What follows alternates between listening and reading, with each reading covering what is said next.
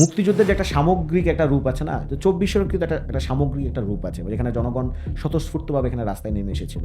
এখন আপনি যদি ধরেন যে ৭১ সালকে নিয়ে তো নানা ধরনের গুজব, প্রোপাগান্ডা ছড়ানো হয় যে এখানে জনগণের একটা অংশগ্রহণ ছিল না বা এরকম ধরনের কথাবার্তা।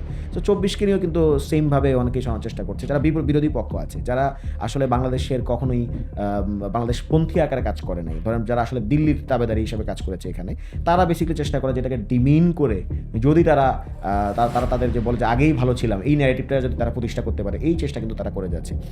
এখানে একটা বড় বিষয় হচ্ছে, আমি যেটা বললাম যে মার্কিন যুক্তরাষ্ট্র এই অভ্যুত্থানটা করে দিয়েছে, মার্কিন যুক্তরাষ্ট্র এই আন্দোলনটা করে দিয়েছে। এটা কিন্তু মানে বেশ এখন জোরে সোরে কিন্তু প্রচারণা চালানো হচ্ছে। কেন? কারণ এই যে ভেনিজুয়েলাতে একজন প্রেসিডেন্টকে তুলে নিয়ে যাওয়া, তারপর ইরানের উপর এখন যে মার্কিন যুক্তরাষ্ট্রের হামলা, এইগুলাকে এমনভাবে উপস্থাপন করা হচ্ছে যে যেন আওয়ামী লীগের লোকজন এগুলো করছে, যে শেখ হাসিনা মানে তাদের কাছে মাথা নত করে নাই, ফলে শেখ হাসিনার আজকে এই দুরবস্থা।